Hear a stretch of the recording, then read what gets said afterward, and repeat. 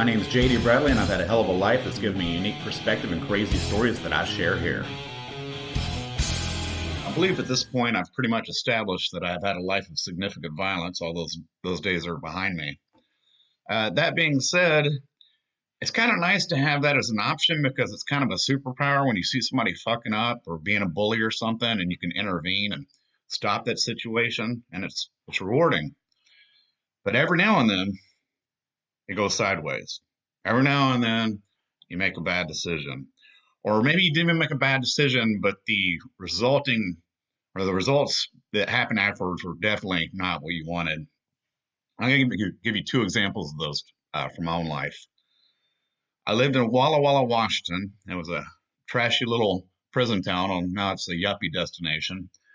And there was a guy there locally. We'll call him Ed Soy, which is not his last name, but his last name rhymed with that, so close enough. But anyway, Ed was this overweight, disgusting, frequently smelly guy with an incredibly high IQ that he was really hard to look at, and people didn't like him. And naturally, I felt sorry for him because I've always felt bad for misfits. And so I befriended him at a local coffee shop. Love me some coffee shops. And I was nice to the guy, and I ended up inviting him over for dinner at my apartment with my girlfriend that he knew, my living girlfriend.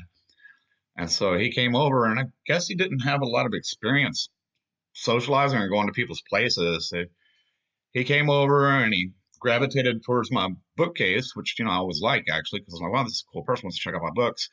Except for then he began to insult my choice of books in my library and said this, get this. I just said, I don't consider it literature if it's not science fiction. And I kind of let that slide. Hell, I did let that slide. So anyway, Susie serves up the supper, dinner, whatever you want to call it. And we start eating it, and this guy says, I've had better food coming out of a chef we already can. And that was it. I don't know what his fucking problem was. I was like, man, get your fat ass up, get the fuck out of here, you fucking rude asshole. And he looked kind of stunned. But what did he expect? So he left, and I was good. And I didn't talk to him after that, but whenever I saw him, he would freak out and get up and leave like I was going to hurt him or something. I had no intentions to do that. He was rude to me, and I was rude to him back. But anyway, this guy ended up moving to Seattle, where he had a stroke, and then he moved back to Walla Walla, and he had to use a walker. He was all crippled up, and I decided it was time to bury the hatchet. And so he was walking with his walker across the street from me, and there was snow all over the ground and ice. And so I said, hey, Ed. And he looked over at me and had tear in his eyes and started trying to haul ass with this walker. But you can't really do that when you use a walker when you're all crippled up from the fucking stroke. And it almost be comedic showing this guy trying to escape from me with this walker, except for it's so tragic. And I don't know, I felt really bad about it. And I let him go, and I didn't try anymore. So that's definitely not the results I wanted. But as bad as that sounds, this one is worse.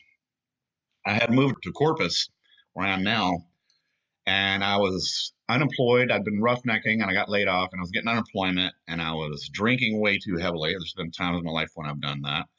And every single morning, I would leave my apartment to go look for a job, generally half drunk still, if not fully drunk or hungover at a minimum. And there was this really sweet-looking little old lady. She looked like the little lady from Tweety Bird, and she would be arguing like really ugly with this foreign guy. And it pissed me off. Who the fuck was this guy to be all mean to this elderly woman? But I have my own problems. But every day I would see this, and every day I would get a little more angry. And one morning I had enough, and I walked up, and I said, hey, slapped him. I was like, hey, motherfucker, I don't know what it's like where you come from, but in this country, you get the point of the slaps. I'm slapping the fuck out of him, right? So I tell him, in this country, we just treat the elderly with respect. And he fell down, and he tried to get up. And so I put my foot on his ass, and I pushed him on face first in some gravel, and he managed to get up and run away. And she started crying, and she hugged me, and she was hyperventilating. And I felt like the biggest hero in the world, man. I did this awesome thing. And she finally caught her breath. And then she said, oh, thank you very much. That damn Sam nigger, I told him every single morning he needed to go the fuck back where he came from, and he just wanted to argue with me. Can you believe that? And my heart, of course, sunk. I realized what a terrible thing I had done, and I felt so horrible.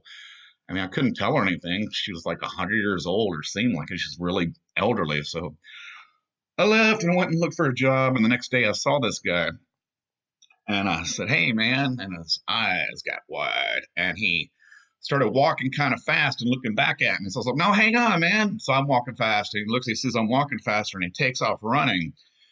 So I run after him, like, "Hey, man, hang on." And so he gets to his car and he's trying to open his car, but his hands are shaking too bad, so he can't get his car open. I catch him, like, "Hey, man, listen, I'm sorry." And he looks at me as if to see if I'm tricking him. I'm like, "No, dude, I'm so sorry. I had no idea what the situation was. I misread it.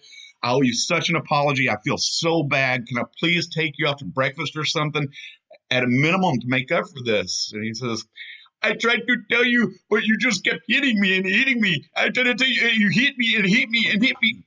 Shit, my computer's fired. And so I said, I know, man. I'm really, really sorry. Please let me take you out to breakfast." And so he did. And we actually ended up getting to be friends after that. And that's pretty much the worst time I ever misjudged something and reacted violently to it. Like I said, shit like that's going to happen from time to time if you live a life of violence. So the vast majority of the time, I feel I was incredibly correct, and I've protected a lot of people from bullies. But those two, I feel really bad about. And I don't know. Just figured I'd share them with you. I hope you enjoyed these stories. And if you did, as always, please share this episode and this podcast actually on your social media, and take the time to message the link to 3 of your friends that you think will enjoy it. Thank you very much for listening, and you have a great day.